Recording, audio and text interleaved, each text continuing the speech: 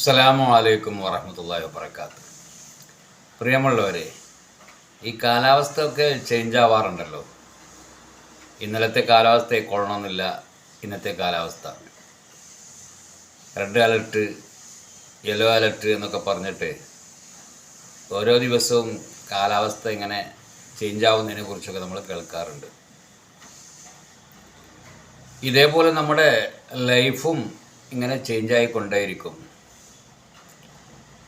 5 സിറ്റുവേഷനിലൂടെ നമ്മുടെ ജീവിതം കടന്നു പോകുമെന്നും അതിനു മുമ്പ് ജീവിതം നന്നായി ഉപയോഗപ്പെടുത്തണമെന്നും മുത്തനബി സല്ലല്ലാഹു അലൈഹി വസല്ലം നിങ്ങൾ പറയുന്നത് കാണാൻ കഴിയും. യഗ്തനിം ഹംസൻ ഖബ്ല ഹംസിൻ. 5 അവസ്ഥകൾ, ആ അവസ്ഥകളെ നാം അഭിമുഖീകരിക്കേണ്ടി വരും. അതിനു മുമ്പ് മറ്റുള്ള 5 അവസ്ഥകൾ നാം ഉപയോഗപ്പെടുത്തണം. ഉപയോഗപ്പെടുത്തുക എന്ന് പറഞ്ഞാൽ എന്തായിരിക്കും അതുകൊണ്ട് ഉദ്ദേശിക്കുന്നത്? നമ്പർ 1, ശബാബക്ക ഖബല ഹറമിക്ക. വാർദ്ധക്യം വരും, അതിൻ്റെ മുമ്പ് യുവത്വം ഉപയോഗപ്പെടുത്തണം.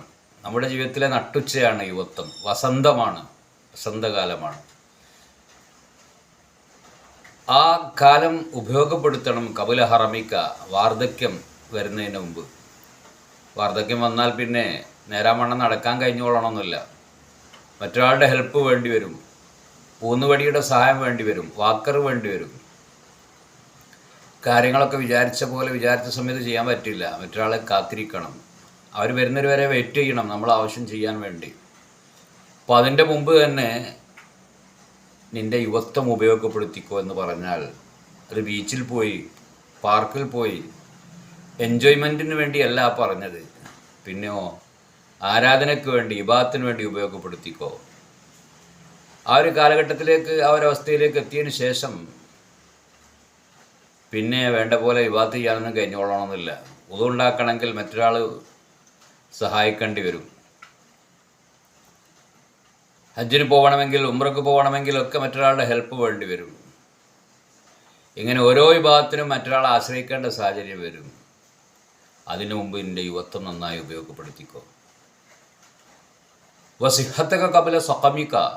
രോഗം വരും, കിടപ്പ് രോഗിയാവും, ICUവിലാവും, വെന്റിലേറ്ററിലാവും. അങ്ങനത്തെ ഒക്കെ സാഹചര്യം ഉണ്ടാവും. മൂത്രത്തിന് പൈപ്പിടേണ്ടി വരും.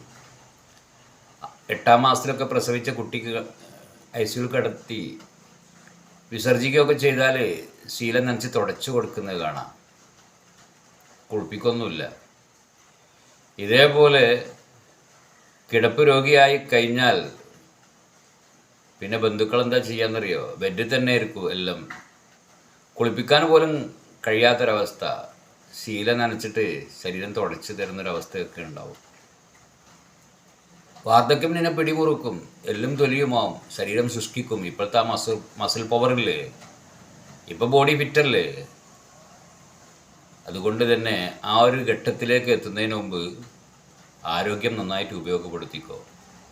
പള്ളിയിൽ പോവാനും, നിസ്കരിക്കുവാനും, ഹജ്ജിന് പോവാനും, ഉംറക്ക് പോകുവാനും, മറ്റുള്ളവരെ സഹായിക്കുവാനും ഒക്കെ കഴിയുന്നൊരു പ്രായമാണല്ലോ. ആ പ്രായം ഉപയോഗപ്പെടുത്തണം. വഗിനാക്ക കബല ഫക്രിക്ക. ദാരിദ്ര്യം വരാം, ആർക്കും വരാം. ഇത്ര കോടീശ്വരനാണെങ്കിലും അതിന് സുനാമി വരണമെന്നില്ല, മുണ്ടക്കൈ ദുരന്തം വരണമെന്നൊന്നുമില്ല. നിൻ്റെ കച്ചവടം പൊട്ടി, ബിസിനസ് തകർന്നു, അങ്ങനെയൊക്കെ വലിയ കോടിപതികൾ അവസാനം കുത്തുവാളെടുക്കുന്ന നമ്മൾ കാണാറുണ്ട്. അങ്ങനെ ദാരിദ്ര്യം നിന്നെ പിടിമുറുക്കുന്ന ഒരു സ്റ്റേജിലേക്ക് എത്തുന്നതിന് മുമ്പ് ഐശ്വര്യം നന്നായിട്ട് ഉപയോഗപ്പെടുത്തിക്കോ. സദഖ ചെയ്യാനും, ധർമ്മം ചെയ്യാനും, ഹജ്ജിന് പോകാനും, ഉംറക്ക് പോകാനും ഒക്കെ കാശുള്ള സമയത്ത് അത് നന്നായി ഉപയോഗപ്പെടുത്തണം. ദാരിദ്ര്യം ഏത് സമയത്തും വരാം, ആർക്കും വരാം, എപ്പോഴും വരാം. ഓരോ അവസ്ഥകളെക്കുറിച്ച് മുത്തനബി സല്ലല്ലാഹു അലൈഹി വസല്ലം തങ്ങൾ നമുക്ക് വാണിംഗ് നൽകുകയാണ്. അതേപോലെ ഫറാഖ ഖബല ഷോലിക്ക. ജോലി കുന്നുകൂടും, ജോലിഭാരം. തിരിയാനും അറിയാനും സമയം ഉണ്ടായിക്കൊള്ളണമെന്നില്ല. അങ്ങനെ കുട്ടികളും പേരക്കുട്ടികളും അവളെ സ്കൂളിലാക്കണം, അവരെ വീട് പണി നോക്കണം, പല വിഷയങ്ങളും ഉണ്ടാവാം. അങ്ങനെ ജോലിഭാരം വരുന്നതിന് മുമ്പ് ഇതിൻ്റെ ഒഴിവ് സമയമല്ലേ, അത് നന്നായിട്ട് ഉപയോഗപ്പെടുത്തണം. വഹയാത്തൊക്കെ കബുല മൗത്തിക്ക, മരിക്കുന്നതിന് മുമ്പ് ജീവിതം, ഒരു ജീവിതമേ ഉള്ളൂ. ആ ജീവിതം ലാസ്റ്റ് ഘട്ടത്തിൽ നന്നായി ഉപയോഗപ്പെടുത്തിയുള്ള ഒരു കോൺഫിഡൻസ് നിനക്ക് ഉണ്ടാവണം. ആ സമയത്ത് വിരൽ കടിക്കേണ്ട ഒരു അവസ്ഥ ഉണ്ടാവരുത്.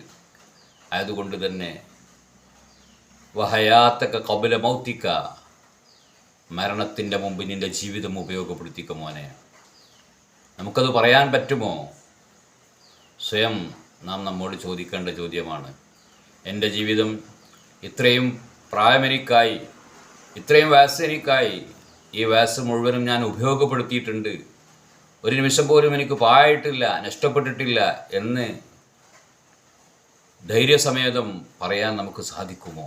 പ്രിയമുള്ളവരെ, ഇനിയുള്ള സമയമെങ്കിലും നന്നായി ഉപയോഗപ്പെടുത്തുക.